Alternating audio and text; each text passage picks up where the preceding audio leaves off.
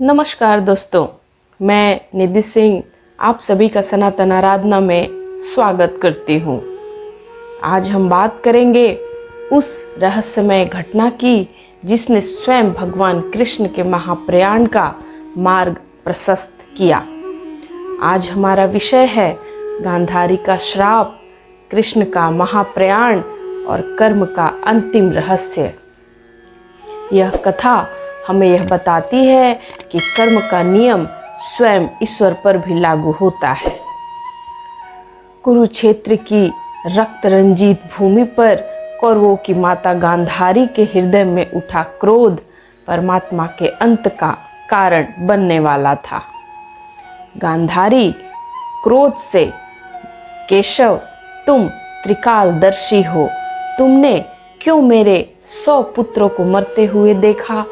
मैं तुम्हें श्राप देती हूँ कि तुम्हारा यदुवंश भी 36 वर्ष बाद नष्ट हो जाएगा।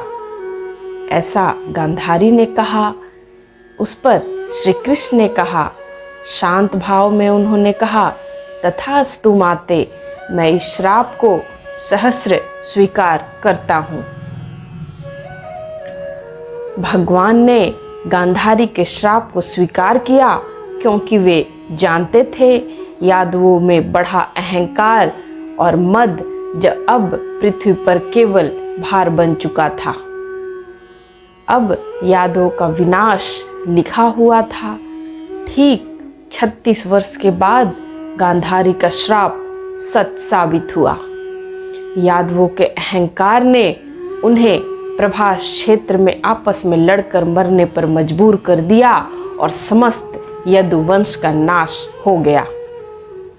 यदुवंश के नाश के बाद भगवान ने अपनी लीला समाप्त करने का निर्णय लिया। वे घने वन में जाकर पीपल के वृक्ष के नीचे योग समाधि के लिए प्रस्थान कर गए। तभी वहां जरा नाम का एक शिकारी आया, जिसने प्रभु के हिलते हुए चरण को देखकर हिरण की आंख समझ गया और अपना जहरीला बाण चला दिया।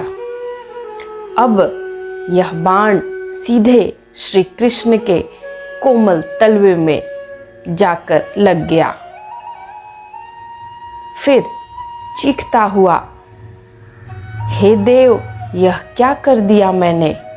क्षमा करे प्रभु। श्री कृष्ण ने शांत और स्थिर भाव में कहा, हे वत्स, शांत हो जाओ, तुम सिर्फ निमित्त मात्र हो। यह तो पहले से ही निश्चित हो चुका था। अब भगवान ने उसे पूर्व जन्म की बातें बताई। श्री कृष्ण ने कहा, तुम कोई और नहीं, त्रेता युग के वानर राज बाली हो।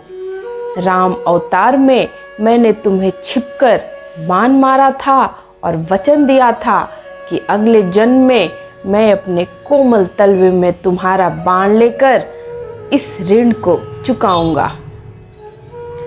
श्री कृष्ण ने, मेरी लीला पूरी हुई, जरा तुम्हें मोक्ष प्राप्त हो चुका है, अब तुम भय मुक्त हो जाओ।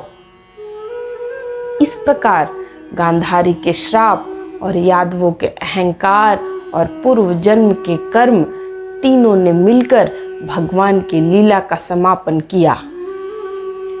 उनके देह त्याग के साथ ही द्वापर युग का अंत हुआ और कलयुग का आरंभ हुआ। जय श्री कृष्ण। हमें स्मरण रखना चाहिए कि कर्म का हिसाब स्वयं ईश्वर को भी चुकाना पड़ता है। इसलिए हमेशा धर्म के मार्ग पर चलें।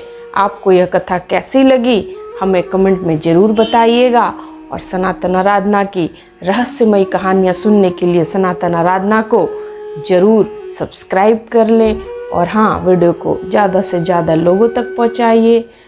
फेसबुक और इंस्टाग्राम पर भी सनातन आराधना को ज़रूर फॉलो करें। कमेंट में जय श्री कृष्णा लिखना बिल्कुल ना भूलें। नमस्कार।